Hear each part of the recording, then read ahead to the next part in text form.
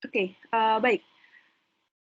Halo semuanya, pada saat ini kita akan memulai, eee, mata kuliah Matematika Kimia. Pada pertemuan yang pertama ini yaitu berbicara tentang sistem bilangan real, oke. Hari ini kita akan belajar tentang sistem bilangan real, di mana ketika kita berbicara tentang bilangan real, maka kita katakan bahwa itu adalah suatu bilangan yang nyata, ya. Nah, kalau kita berbicara tentang bilangan yang nyata, maksudnya adalah bilangan yang kita bisa lihat wujudnya. Nah, perhatikan di sini bahwa menurut KBBI, bilangan itu sendiri apa? Bilangan merupakan satuan dalam sistem matematis yang abstrak dan dapat diunitkan, ditambah, dan dikalikan. Nah, dalam matematika biasanya kita sebut sebagai dapat dioperasikan. Nah, sedangkan sistem itu apa? Oke, supaya kita bisa mendefinisikan sistem bilangan real. Nah, sistem itu adalah susunan yang teratur.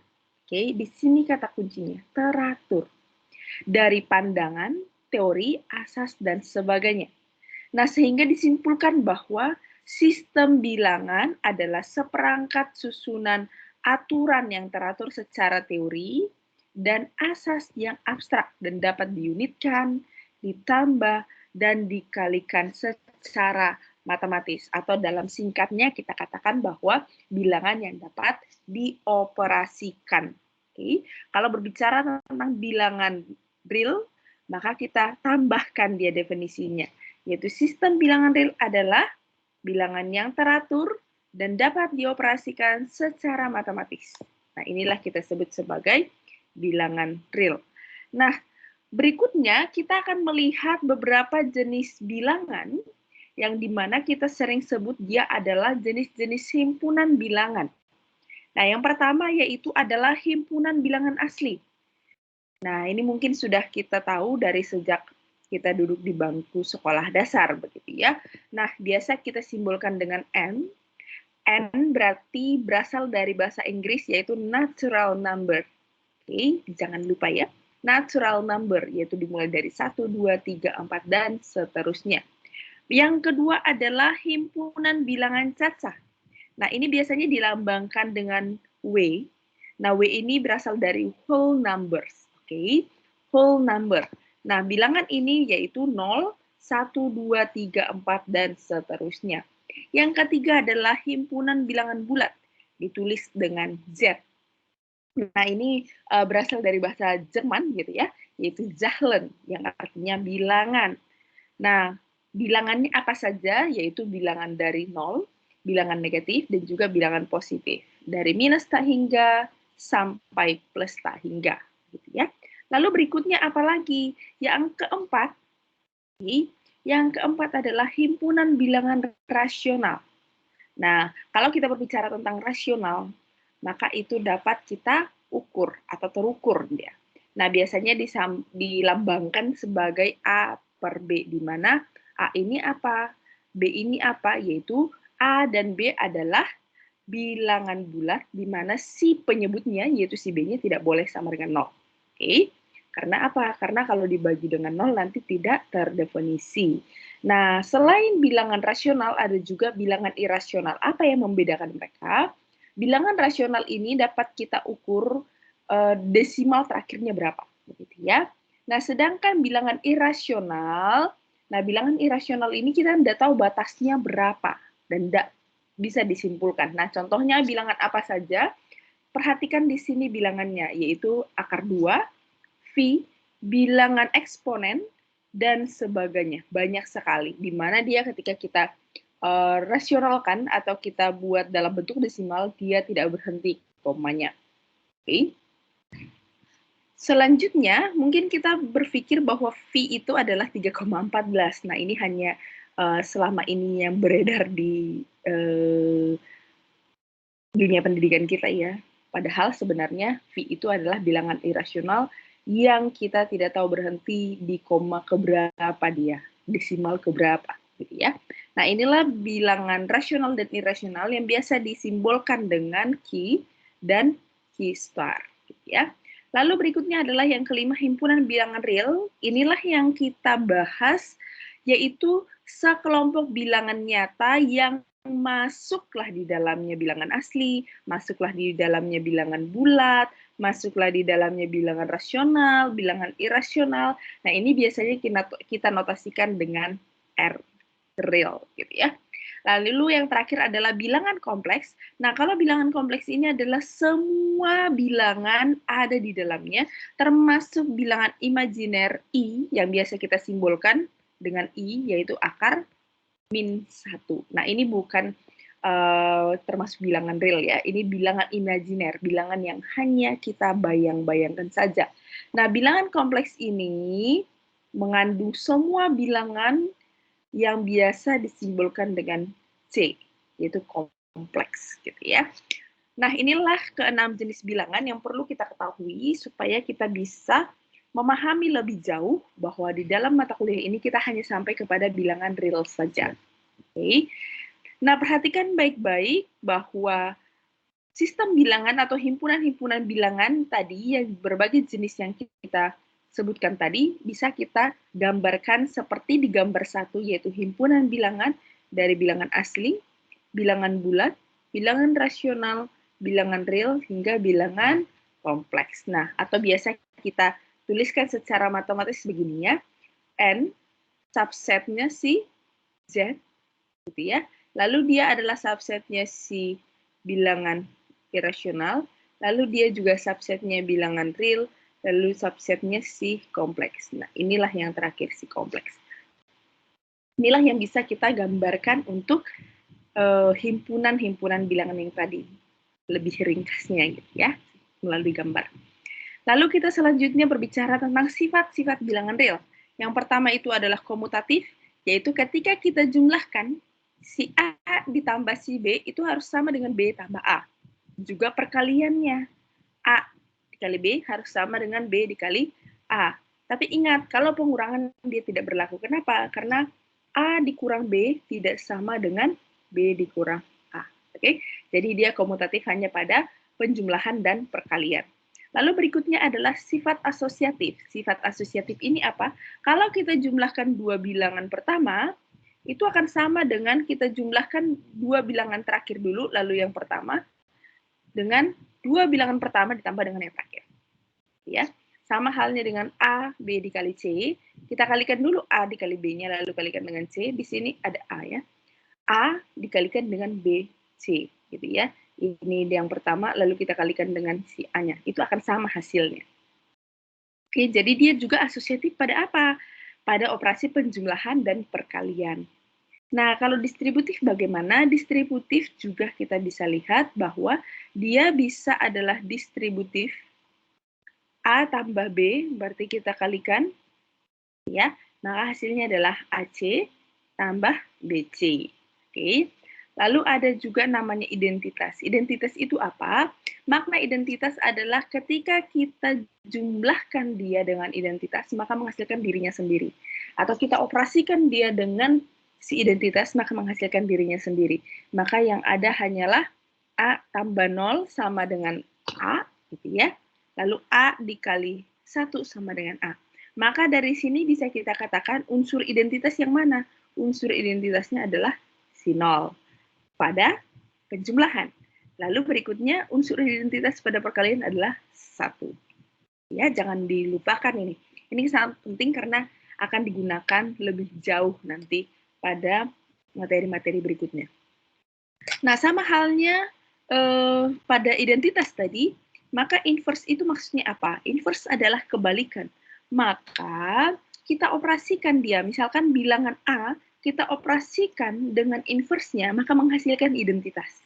Oke, misalkan pada operasi penjumlahan, maka A tambah berapa supaya 0? Ya tambah kebalikannya, yaitu minus A. Maka inverse dari si A adalah minus A. Demikian juga untuk perkalian. A dikali berapa supaya menghasilkan identitasnya yaitu 1? Maka A dikali 1 per A. Maka inverse dari A pada operasi perkalian adalah 1 per A. Begitu ya. Ini sangat penting untuk kita bisa memahami apa makna dari inverse itu.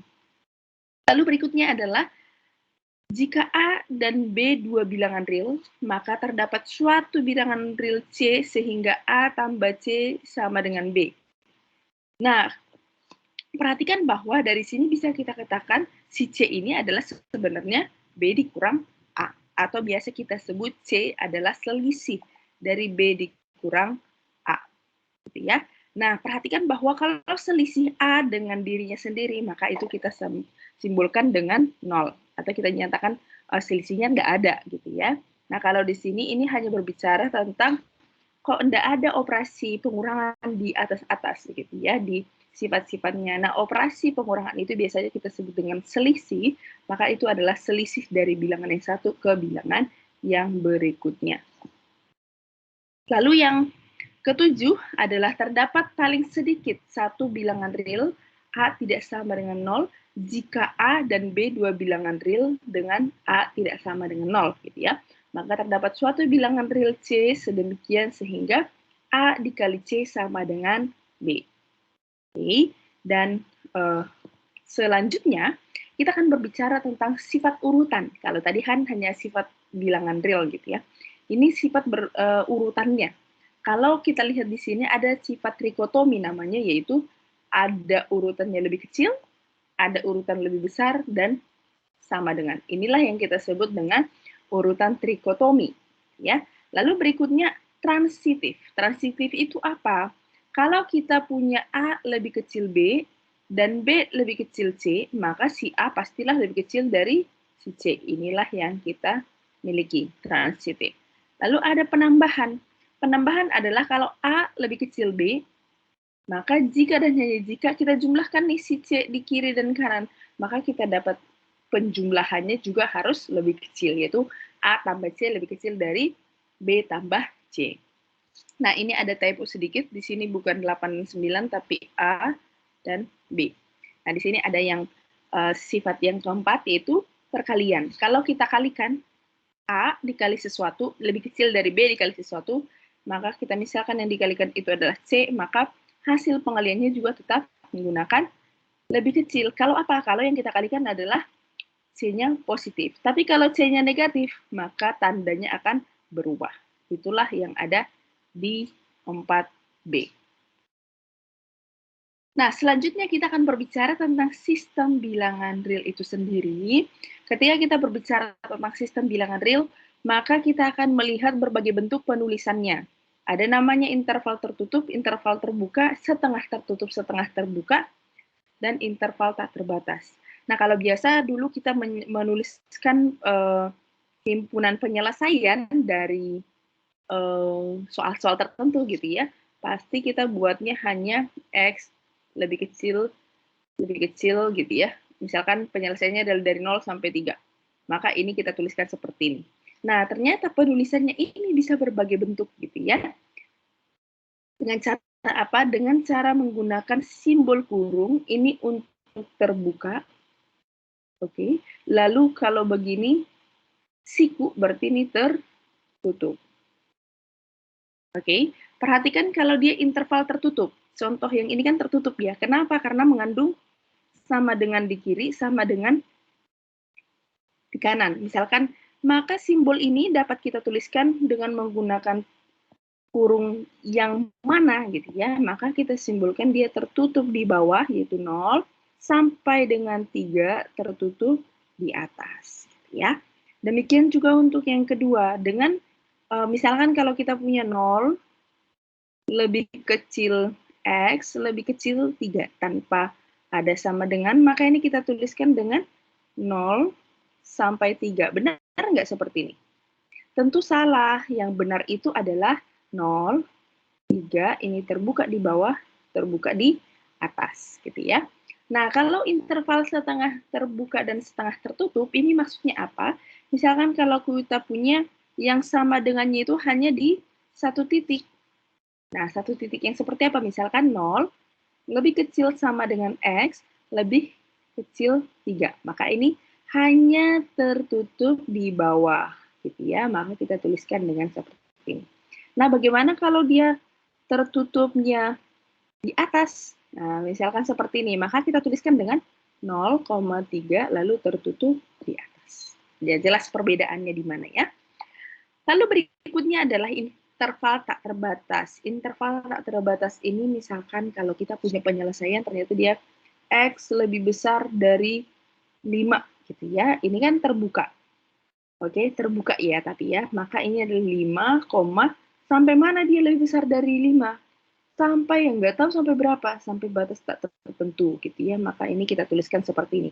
Atau kalau kita punya begini, X lebih besar sama dengan 5, maka ini kita tuliskan dengan tertutup di bawah 5, tak hingga. Jelas ya? Lalu berikutnya, ini terbuka di atas ya. Lalu berikutnya, kalau kita punya terbukanya atau tak terbatasnya di bawah, gitu ya, ke bawah maksudnya dari X, gitu ya. Kita tahu bahwa si X ini lebih kecil dari apa? Lebih kecil dari 5. Maka kalau X lebih kecil dari 5, kita tuliskan dengan apa? Kita tuliskan dengan 5-nya harus paling tinggi, tapi dia tidak mengandung sama dengan, maka dia terbuka, lalu dia lebih kecil, berarti dari minus negatif tak hingga. Ya. Kalau bagaimana kalau dia lebih kecilnya, tapi mengandung sama dengan, maka ini juga sama. 5, dan ini tertutup ya. Tertutup sampai minus tak hingga. Oke, ini mungkin hal yang baru bagi anak semester 1, sehingga ini perlu saya jelaskan. Ya. Nah, selanjutnya kita akan berbicara tentang bentuk pangkat dan akar.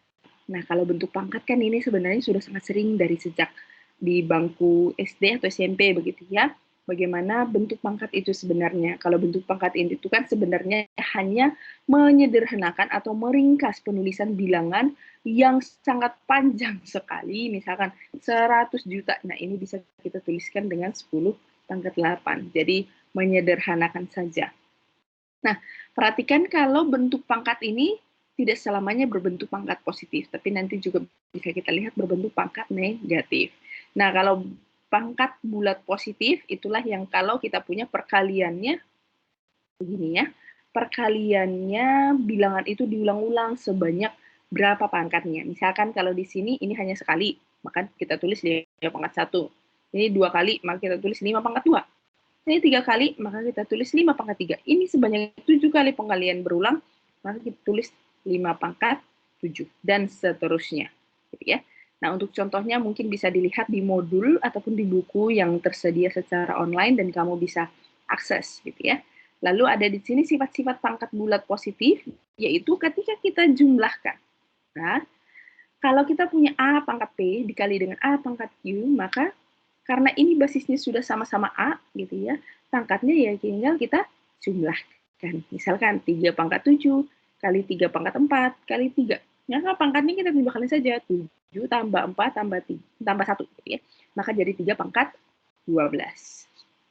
Lalu yang kedua, jika kita punya P dan Q-nya itu bilangan bulat positif, nah ternyata kita punya operasinya dibagi, bukan dikali seperti yang tadi. Kalau operasinya pembagian, maka kita tinggal kurangkan saja pangkatnya. Ingat, syaratnya harus basisnya sama-sama gitu ya. Di sini sama-sama A. Lalu berikutnya yang ketiga adalah kalau pangkat dipangkatkan, maka pangkatnya tinggal kita kalikan. Misalkan di sini apa? 7 pangkat 2 pangkat 8. Maka ini jadi 7 pangkat 8. Sorry, 7 pangkat 2 pangkat 4 maksudnya. Maka di sini jadi langsung 7 pangkat 8. Lalu berikutnya adalah jika kita punya bilangan berbeda tapi pangkatnya sama gitu ya, maka kita bisa pecah dia menjadi A pangkat P kali dengan B pangkat P gitu ya. Ini contohnya 2x pangkat 3 Y pangkat 2. Nah, mereka sama-sama pangkat 4 semua, maka kita bisa pecah menjadi 2 pangkat 4, X-nya tadi kita 3 dipangkatkan 4 gitu ya, maka tinggal kita kalikan, Y-nya juga 2 dikali 4, maka hasilnya adalah 2 pangkat 4, X pangkat 12, Y pangkat 8. Oke. Nah, di sini ada pangkat bulat negatif dan 0. Kalau pangkat negatif itu maksudnya adalah kalau pecahan dia. Nah, pecahannya juga sama, lalu berulang. Itulah yang kita sebut sebagai pangkat negatif. Gitu ya. Lalu berikutnya, kalau kita punya segala sesuatu yang dipangkatkan 0, hasilnya adalah 1. Ya, mau 1.000.000 pangkat 0, 50.000.000 pangkat 0, 5 pangkat 0, itu hasilnya adalah 1. Nah, ingat bahwa di sini A pangkat minus N itu, pangkat dengan negatif itu adalah sama dengan 1 per A pangkat N. Nah, untuk contohnya, kamu bisa lihat ada 5 contoh di buku kamu bisa akses di sana. Saya akan menjelaskan satu, yaitu nomor 1, A pangkat 2, B pangkat 2 per AB dikali dengan C pangkat 2 per A pangkat 2. Maka ini atasnya kita kalikan dulu. Itu A kuadrat, B kuadrat, C kuadrat per A kuadrat, B. Maka perhatikan A dengan A pangkatnya, karena ini operasi pembagian, maka kita kurangkan. Lalu B-nya gimana? Kita kurangkan juga. Lalu C hanya ada di atas, di bawah tidak ada. Maka kita tetap tuliskan dia sebagai C pangkat 2. Nah, selanjutnya apa? Ternyata ini A-nya pangkat 0. Karena apa? 2 kurang 2. Lalu B-nya 1, C-nya pangkat 2. Maka karena A pangkat 0, segala sesuatu yang pangkatkan 0 adalah 1. Maka hasil akhirnya adalah BC kuadrat. Nah, itulah ya untuk pengerjaannya. Ini sangat sederhana karena ini hanya mengulang dari materi SMA yang sudah kamu pelajari atau bahkan materi SMP. Nah, sama halnya dengan bentuk akar. Oke. Bentuk akar ini adalah kalau pangkatnya yang bentuk pecahan. Ya, bentuk pecahan. Nah, akar pertama kali diperkenalkan oleh seorang matematikawan Jerman itu bernama Christoph Rudolph. Nah, perhatikan di sini simbolnya adalah seperti ini, akar ya. Ini bukan sesuatu yang baru dari materi kita. Ini hanya mengulang saja. Nah, perhatikan bahwa sifat bentuk akar. Ketika kamu punya N akar A pangkat M, maka kamu bisa bentuk dia menjadi pangkat. Itu makanya dalam bentuk pecahan. Nah, kalau akarnya sama-sama gitu ya, sama, maka itu bisa kita keluarkan koefisiennya. Yaitu seperti yang di sini, P tambah Q, N akar H. Gitu ya. Demikian juga kalau dia pengurangan, maka kita bisa kurangkan, kita keluarkan koefisiennya, lalu kita tuliskan akarnya. Kalau dia sama-sama ada 2 bilangan di dalam akarnya, maka kita bisa pecah. Gitu ya. Lalu kalau dia dalam bentuk pecahan di dalam akarnya itu juga bisa kita pecah. Kalau akar diakarkan lagi, maka akarnya itu bisa kita kalikan. Ya, sama halnya dengan pangkat dipangkatkan. Nah, kalau ini akar diakarkan, gitu ya. Lalu berikutnya adalah operasi hitung bentuk akar. Nah, di sini ada operasi penjumlahan dan operasi pengurangan. Ini seperti yang di atas tadi, kalau akarnya sudah sama, maka koefisiennya bisa kita keluarkan, yaitu A tambah B, lalu diakarkan dengan C. Pengurangan juga seperti itu. Ini ada typo ya, di sini harusnya kurang. A kurang B diakarkan dengan C. Oke. Lalu berikutnya operasi perkalian dan pembagian. Saya harapkan nanti contohnya bisa kamu lihat di buku. Operasi perkalian dan pembagian, nah ini ya, kalau A akar A dikali dengan akar B, maka kita dapatkan dia akar AB. Dan akar A dibagi akar B, maka kita dapat dengan akar A per B. Nah, ini salah satu contohnya ya. Akar 4 dikali akar 8, maka itu akar 32. Ingat bahwa 32 itu adalah 2 pangkat 5, maka 4 bisa keluar, ya. Akar 2, ya. Ini bisa kamu pelajari dan kamu bisa lihat di buku. Lalu bentuknya adalah selanjutnya adalah yang C, merasionalkan bentuk akar. Nah, kalau merasionalkan bentuk akar ini, PR-nya adalah bagaimana supaya penyebutnya tidak berbentuk akar, gitu ya. Nah, inilah bentuk-bentuk yang kita miliki, ada sebanyak 5 bentuk. Yang pertama A per akar B, maka ini kita rasionalkan dengan apa? Kita rasionalkan dengan akar B per akar B. Maka kita dapat hasilnya A akar B per, karena akar B dikali akar B adalah B. Nah, jadinya kan penyebutnya tidak memiliki akar lagi. Nah, sama halnya dengan yang kedua. Ini ada typo di sini, ada sepertinya ada kesalahan. A per B tambah akar C. Maka di sini kita bisa dapat A per B tambah akar C. Cari akar sekawannya. Maka berubah tanda saja, berubah operasi dari penyebutnya. Maka kita dapatkan seperti ini, gitu ya. Demikian juga kalau operasinya di bawah kurang, maka di sini nanti akar sakawannya jadi tambah, gitu ya. Demikian juga untuk yang keempat, kalau bentuk akar tambah akar gitu ya, maka akar sakawannya juga akar dikurang akar gitu. Nah, yang kelima juga seperti itu, karena tadi di keempat itu hanya berubah tanda ya. Di yang keempat ada penjumlahan, yang kelima adalah pengurangan. Ingat akar sekawannya apa. Nah, ingat bahwa ketika kita berbicara merasionalkan, berarti itu adalah merasionalkan penyebutnya, supaya penyebutnya tidak berbentuk akar lagi. Ya, mudah-mudahan cukup jelas ya. Dan ini sangat jelas karena apa? Karena kamu sudah pelajari waktu di SMA. Oke, untuk contohnya kita perhatikan contoh 1. 2 per akar 3 tambah akar 5. Ya, maka di sini kamu bisa lihat 2 per akar 3 tambah akar 5. Maka ini akar 3 dikurang akar 5 per akar 3 dikurang akar 5. Nah, ini kan sudah berubah ya. Yang tadinya penjumlahan di sini jadi pengurangan. Hasilnya adalah akar 5 dikurang akar 3. Mudah-mudahan cukup jelas. Nah, selanjutnya adalah pangkat pecahan. Nah, kalau pangkat pecahan ini sama dengan pangkat yang tadi ya, yang bentuk akar. Untuk sifatnya, sifat pangkat pecahan juga sama dengan sifat-sifat yang sudah kita pelajari tadi. Di sini harusnya ada A pangkat Q. Ini sama persis, gitu ya. Sifatnya sama. Berlaku sifat yang pada perkalian sama pangkat yang pecahan, gitu ya. Nah, untuk contoh-contohnya kamu bisa perhatikan di buku kamu. Di sini ada saya coba jelaskan satu contoh saja, yaitu contoh keempat. Jika N memenuhi perkalian 25 pangkat 0,25 sebanyak N kali dituliskan dengan, nah misalkan seperti ini, sama dengan 125 katanya. Maka N dikurang 3 kali N tambah 2 sama dengan apa? Nah, ini kita tinggal tuliskan jawabnya. Ini kan sebanyak N kali tadi, sama dengan 125 katanya ya.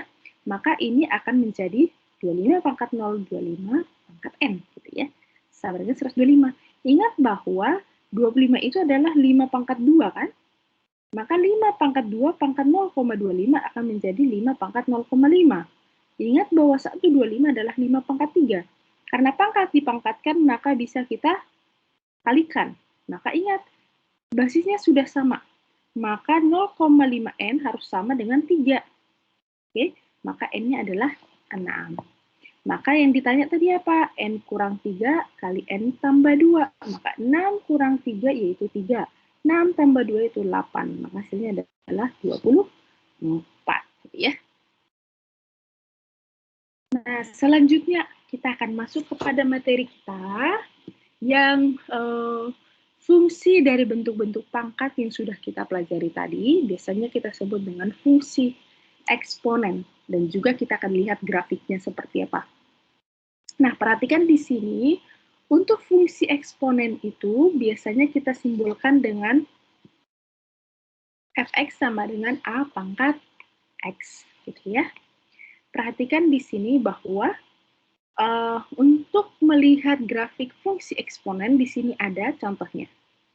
Ya, ini kalau fx-nya sama dengan a pangkat x, sini adalah fx-nya a pangkat minus x. Lalu ada juga bentuk persamaan eksponen. Nah, bentuk persamaan eksponen ini yaitu kalau kita lihat ada 5 jenis, yaitu kalau a pangkat fx-nya adalah 1, maka kita tahu fx-nya sama dengan 0. Kalau a pangkat fx-nya, jadi pangkatnya itu berbentuk fungsi, gitu ya. Kalau a pangkat fx-nya sama dengan a pangkat p, maka pangkatnya harus sama ya, yaitu fx harus sama dengan p. Sama halnya dengan sini, a pangkat fx sama dengan a pangkat gx, maka pangkatnya harus sama, yaitu fx sama dengan gx. Kalau a pangkat fx, lalu b pangkat fx, gitu ya. Nah, kalau ini, kalau mereka sama, maka perhatikan di sini syaratnya, di mana a harus lebih besar 0, dan a tidak boleh sama dengan 0. B lebih besar 0, dan b tidak sama dengan 0. Dan a tidak sama dengan b, maka fx-nya sama dengan 0. Mana ada bilangan yang pangkatnya sama, tapi hasilnya sama gitu ya. Dua bilangan berbeda, pangkatnya sama, terus hasilnya sama. Nah, berarti pangkatnya harus sama-sama 0. Kenapa? Karena semua bilangan yang dipangkatkan 0 adalah 1, gitu ya. Lalu berikutnya di sini A pangkat A fx pangkat 2, B pangkat fx tambah C sama dengan 0. Maka di sini nanti kita bisa simbolkan A pangkat fx-nya kita misalkan sebagai P, maka kita bisa tahu bahwa bentuk persamaannya menjadi A pangkat AP kuadrat tambah BP tambah C. Nah, nanti di sini kita menyelesaikannya dengan menggunakan akar-akar gitu ya. Nah, mungkin ini untuk materi eksponennya, ya. Nah, satu hal yang tadi yang terlewat, mungkin ini perlu saya jelaskan bentuk pangkat atau bentuk eksponen yang seperti ini contohnya. Nah, misalkan di sini 4 pangkat X dikurang 4 pangkat X dikurang 1 sama dengan 6. Maka yang ditanya 2X pangkat X. Nah, perhatikan di sini ya, kalau kita punya 4 itu kan sama dengan 2 pangkat 2, maka 4X menjadi 2 pangkat 2X. 4X dikurang 1 menjadi 2 pangkat 2 dikali X kurang 1, katanya sama dengan 6. Ingat bahwa di sini ada 2 pangkat 2X, ini kan kalau kita pecah menjadi 2 pangkat 2X dikurang 2 kan ya. Maka kita bisa lihat 2 pangkat 2X-nya bisa kita keluarkan. Begitu ya. 2 pangkat 2X-nya kita bisa keluarkan. Maka kita hasilnya adalah ini. Gitu ya. Maka 2 pangkat 2X-nya sama dikalikan 1 dikurang 1 per 4. Karena 2 pangkat min 2 sisanya di dalam. Sama dengan 6. Maka 1 dikurang 1 per 4 kan adalah 3 per 4. 2 pangkat 2X-nya sudah di depan. Ini sama dengan 6.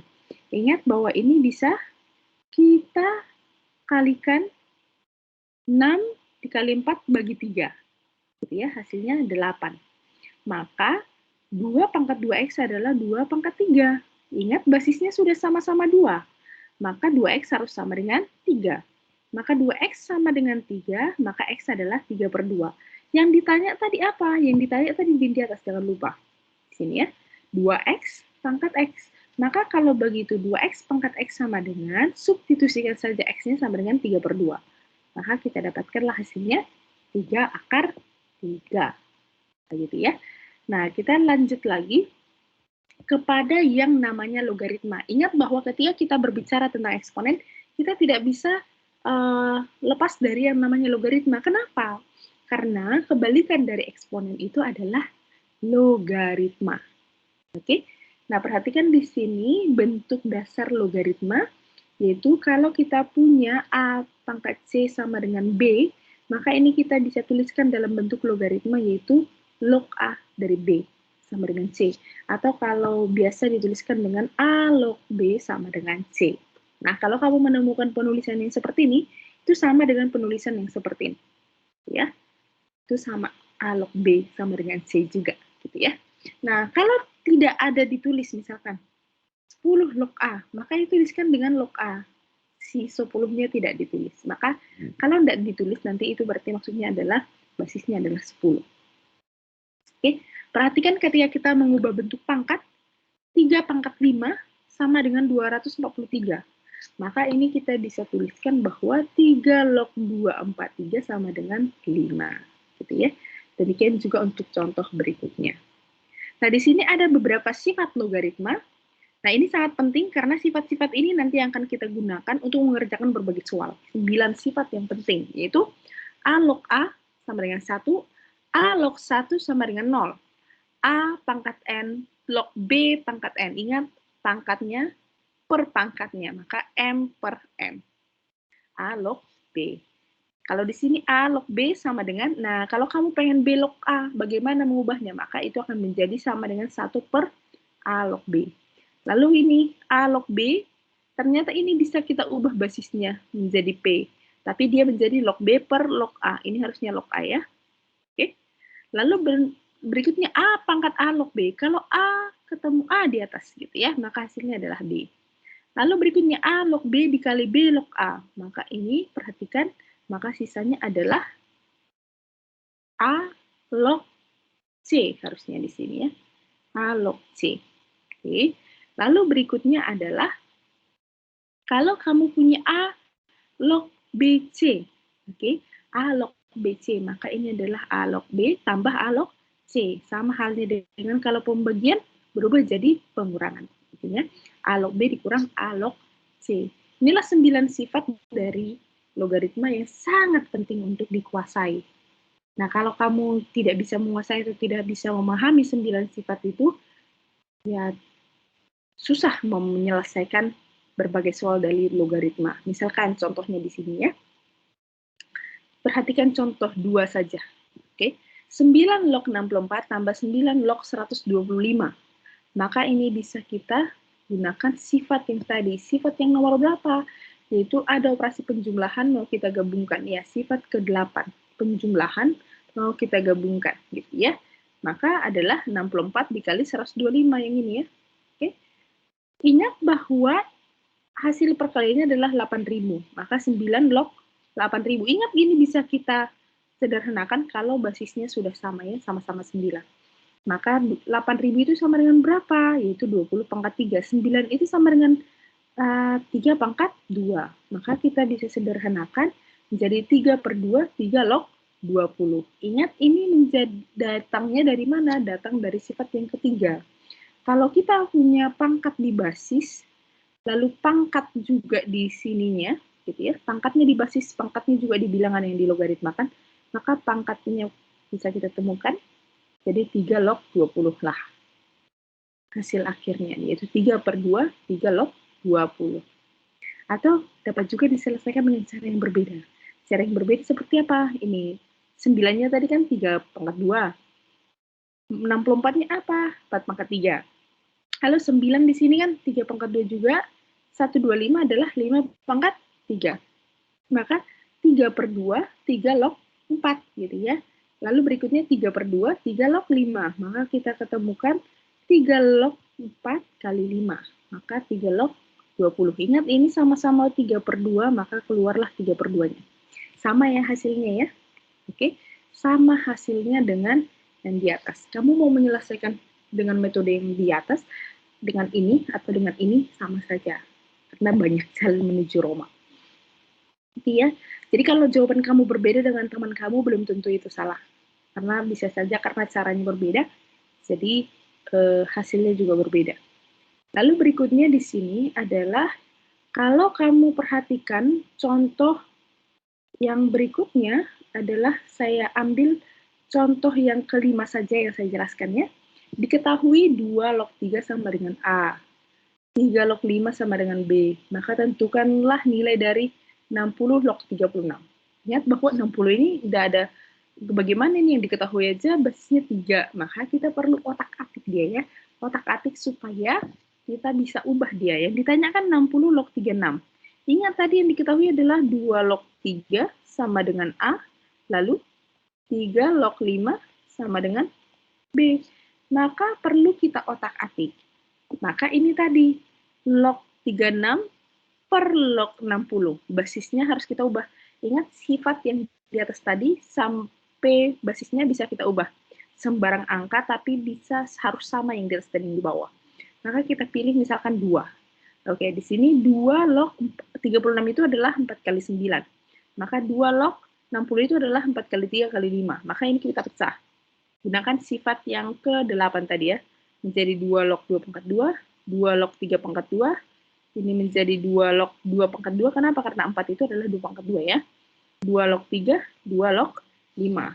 Oke, dari sini bisa kamu lihat 2 log 2 pangkat 2 adalah 2. Karena pangkatnya 2 log 2 ada 1. Lalu ini juga pangkatnya maju jadi 2 log 3. Ini juga jadi 2, ini 2 log 3. Ingat, 2 log 5 ini sama dengan apa? Kamu bisa otak-atik dari yang kita ketahui. Yang diketahui tadi adalah 2 log 3 dikali 3 log 5, gitu ya. Maka ini bisa habis, karena apa? Karena gunakan sifat yang ke-7 tadi. 2 log 3 ketemu dengan 3 log 5, maka ini adalah, apa tadi? A dikali B. Maka ini AB. Maka 2 log 5 sama dengan AB, gitu ya. Maka ini kamu bisa temukan bahwa si 2 tambah 2 log 3 sama dengan A tadi ya. Maka ini menjadi 2 tambah 2A. Yang ini menjadi 2 tambah ini A, ini adalah AB, maka itulah yang ada di bawah sini. 2 tambah 2A per 2 tambah A tambah AB. Nah, begitulah kurang lebih mengerjakan berbagai soal. Nanti mungkin soal-soalnya bisa bentuknya lebih kompleks, tapi ingat bahwa ketika mengerjakan soal logaritma, kamu hanya perlu memahami dan menguasai bentuk ataupun sifat-sifat logaritmanya saja. Ingat, ada berapa sifat tadi? Di atas sudah kamu ketahui, atau di buku kamu juga bisa kamu lihat akses, ada 9 sifat yang perlu kamu ketahui. Oke? Inilah materi kita sampai kepada logaritma. Kita berbicara tentang sistem bilangan real, yaitu dari bilangan itu sendiri seperti apa, bilangan-bilangan itu seperti apa, sampai kepada kita sampai bentuk eksponen dan logaritma. Oke, demikian untuk pertemuan kita hari ini. Jangan lupa dikerjakan soal latihannya, silahkan di-upload, dikerjakan juga, lalu di-upload, dan kemudian di-upload di LMS kita ya, nanti akan dilakukan ataupun di-upload linknya. Dan yang terakhir adalah untuk kuisnya, juga ada di sini. Silahkan dikerjakan kuisnya dan di-upload pada link kuis yang tersedia. Demikian pertemuan kita, demikian materi untuk sistem bilangan real. See you next chapter.